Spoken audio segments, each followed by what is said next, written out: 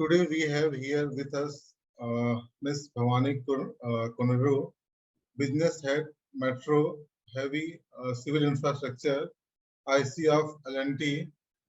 She is the first woman engineer in L&T, where she performed a challenging role in the construction industry.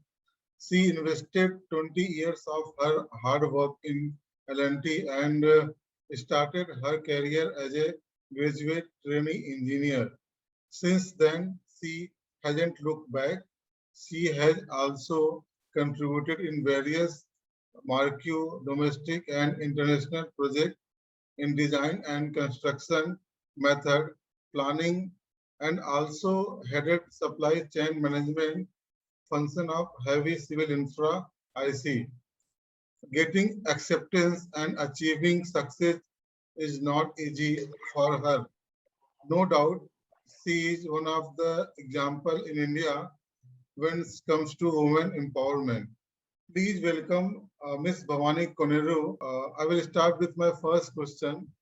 Ms. Bhavani, tell us something about your 28-year of journey so far in L&T.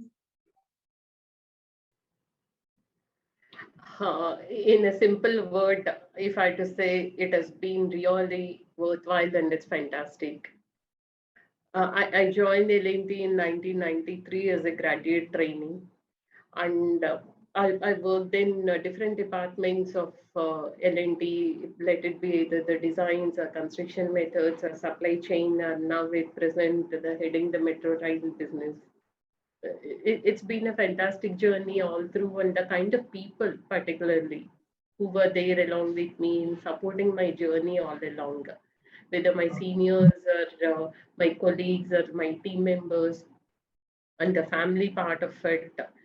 Without their support, I don't think I should have been where I'm here. So all the credit goes to the people around me who helped me in achieving whatever I am today, and who has encouraged me from time to time that I can do it.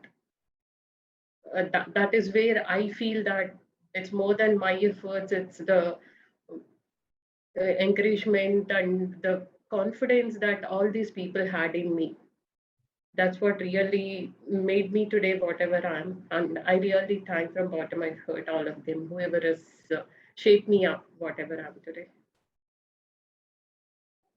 A company which was formed by two Danish engineers way back in 1938, but a company which is almost everything today, including engineering, construction, manufacturing, project and technology, and financial services, right from taking a part in making Statue of Unity to the Wankhede Stadium in Mumbai, to Mumbai International Airport, to Kararpur Nuclear Power Plant in Gujarat, and construction of metro project across the country.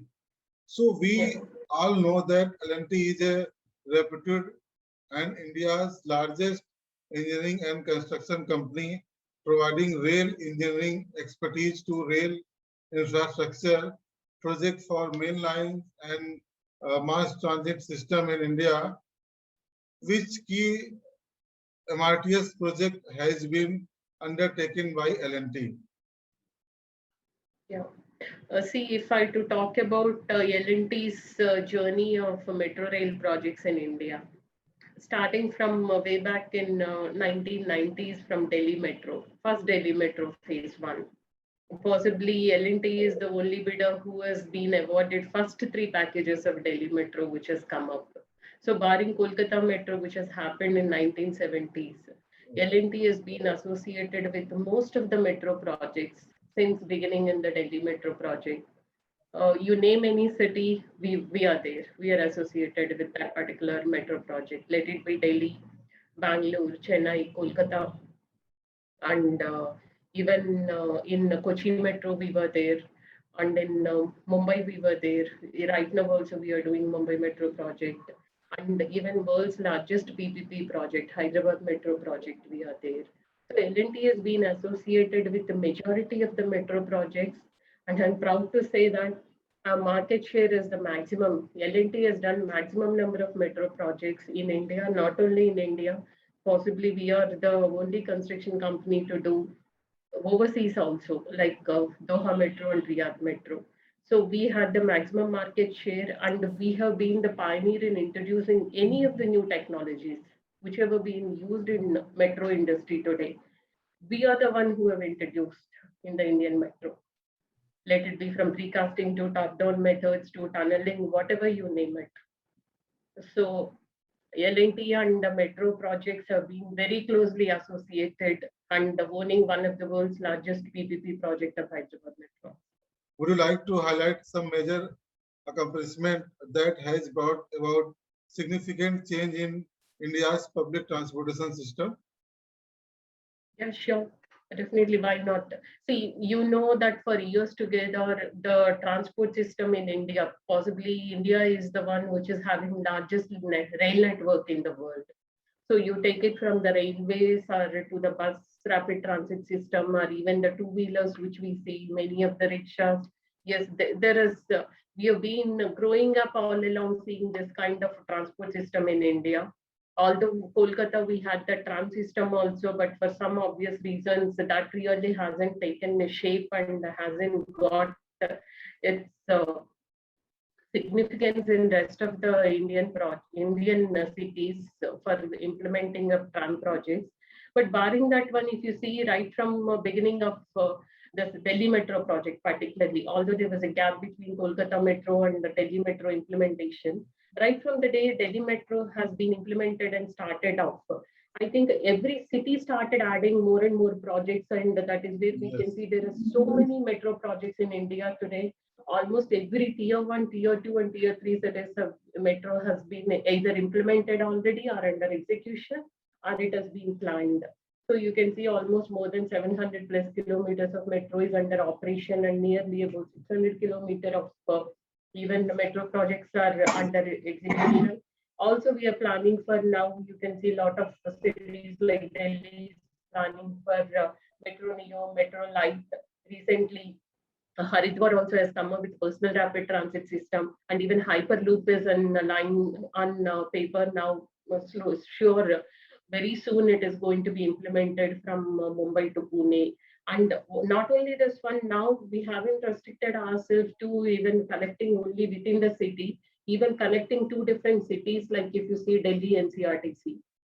They have already started. We are also working on that project. Delhi Meerut already rapid transit system has already started, which we call it as a semi-high speed. And Panipat Delhi Alwar lines are also on the pipeline. Even Kochi is planning for semi-high speed line. And also then the next coming up to high speed. Already Mumbai Ahmedabad, the high speed rail is under construction. And you must be aware, L&T has bagged almost 50% of Delhi Mumbai Ahmedabad the high speed rail project. So it is actually, if you see, for me as a personally, since I started my career and last 28 years, I can say that the transit system in India has seen a sea change. So there's so many changes were happening. I started off my career almost with the Delhi Metro project, I can say, barring initial 3 years. I started off my career in 93 and Delhi Metro started off sometime in 97, 98. So it has seen so much of changes, and almost every city now, I can say that now the present generation, almost many of them should have traveled in one city or the other by the metro system. That will be maybe in near future, it will happen that there will be so many other systems of metro will be coming up and all will be interconnected, and we can see complete sea change in the way transit system has been transformed. Before the COVID situation, we were badly affected by air pollution. Survey shows that 27% of air pollution is caused by vehicles. So how do you see the future of MRTS project in India? See, even there's a lot of statistics which show that high-speed rail is the one which produces least amount of environmental pollution in the world, if you can see. So India has already started up with the high-speed rail implementation. Also, another thing is that to reduce this pollution part of it and to make this our transit system more and more workable, we can, if integrate the digitalization with the mass rapid transit system. I think that it is possible to achieve so much of carbon free in the transit system as such. But now you can see right from initial phases of metro to now you can see many of the stations are now using the solar panels for power generation. Almost many of the new stations which are coming up, they are all green building certified. Let it be from silver to gold to platinum. So there is so much of implementation which has been happening, and journey has happened towards implementation of getting that green energy and ensuring that we reduce the pollution to the maximum. But the metro rail system, whatever said and done, it really did not take off in every city the way it has happened in Delhi Metro, maybe because of the last mile connectivity. So Yes. if we start integrating different transit systems with the metro rail system, which we have seen in some of the cities already happening, like for example, Chennai Metro has taken initiative to have last mile connectivity through the maybe hired vehicles to ensure that more and more people come and travel. So that if we start integrating whatever transit systems are available, if everything we can, bring it under a common pool and through digitalization, if that kind of message goes to the common public, it is very well possible to implement that one. And similarly, the fare integration system, which we can bring it into, if wherever people are going to travel, if we have a common fare, so we'll be able to bring it and reduce the pollution so that personalized vehicles utilization can be minimized to the extent possible. You had a remarkable journey as a leader in male-dominant sector. Uh, what would be your suggestions to all youngsters, especially women, aiming to build a successful career like you? I don't know really what advice I can give them, but what I can say is that the civil engineering, basically, there are very few women who were taking civil engineering when I started really my studies and joined my civil engineering. Possibly early 90s slowly started seeing that more and more women were coming into civil engineering. But what happened is that many of them did not have the job opportunities. If you see 90, when I passed out in 92, Yes. during that period, almost up to 97, 98, there was not much of opportunities. So as a result, that was the time when IT was booming. It was peaking up. So there were a lot of opportunities and many of them have switched over their career paths. So that's why today you don't find many of the women in the civil engineering. Possibly that is the gap I see, not more than people not coming forward. Even in my college, if I see out of 7 of us, all of them are in US except myself. So they've all have switched over their career paths. So if we can start encouraging them to stay in this particular field, then I think you can see more and more women. But at the same time, even our family system and the society also do not support women. You can see many of the women colleagues, even today, the juniors who join, they are in a way, they get married and they're forced to shift to wherever husband is working. It may be in the same city or some other state or some other city, or they may go overseas. So it is forcing them to switch over their careers. So they may not get wherever they're going again a job in a civil engineering. So I think that has got to do a lot with the societies and individual. All of us, if we can start from our own homes and keep encouraging women to be there in your career path and whatever they really feel, if they can continue, and it's only the support is required from the family front and the society. Because organizations nowadays, if you see, they're giving a lot of opportunities and a lot of facilities are available, and they don't differentiate men and women. I never come across in any of the organizations whom I know in the civil engineering, in the construction industry. Rather, everybody has been encouraging women to come and participate and come and continue to work. But it's also required from all fronts. It's not just from the organization. Then definitely more and more women will come. And today you can see a lot of women, they're preferring to go and work at site. Yes. Even if you tell them, no, whether are you sure you're able to go and work? They say, no, yes, I can manage and I can go and work. that is a kind of mindset today the woman is having. So I think it is definitely possible with little bit of encouragement and support from all fronts, from the family and society also, then I'm sure they all will come up and they can do wonders. And today in our organization also, we have women project managers and many of the women working at project sites. So I don't see there is any such kind of really gap is there. But if we don't support, definitely this gap will keep on continuing. Okay. Would you like to speak of any important project or assignment which you had been very closely associated with? What had been the outcome and a reason for a personal affinity? Yeah, there are quite a few projects. If I had to talk about, let it be the first metro project itself, there was a lot of learning because that was the project wherein we had the JV with the Dividag German company. And there was so much of learning, that being a first metro one, and the kind of learning and the way the Germans will give importance to the detailing. So I really learned a lot of things from them on how important it is to give to importance to that small detailing, which we generally tend to ignore or we take it for granted. And then another rail project, which I'm really proud of, and it is very close to me, is the Jammu Udhampur Rail Link project.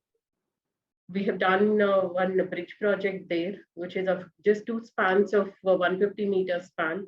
And that project, even today, I remember, and it's really so satisfying, the kind of project what we have executed. I don't get into further details of it. And that project, I really feel proud of it and I cherish, and the kind of learning and association with the Dr. Subbarao, or Dr. Late Subbarao from Gammon. It's been, he himself is a legendary in civil engineering industry, and working with him very closely is very satisfying. And similarly, there is another important project, if I have to talk about Hyderabad Metro project, wherein I was involved right from tendering to till completion of the project. But that was a project, I was associated with the project in many different roles.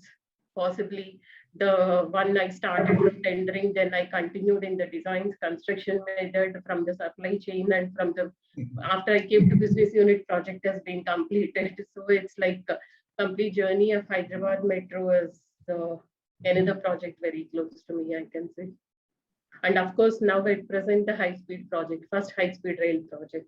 I'm very happy to get associated with that project. It will be going to be a marvel project for India. We enjoyed this talk very much.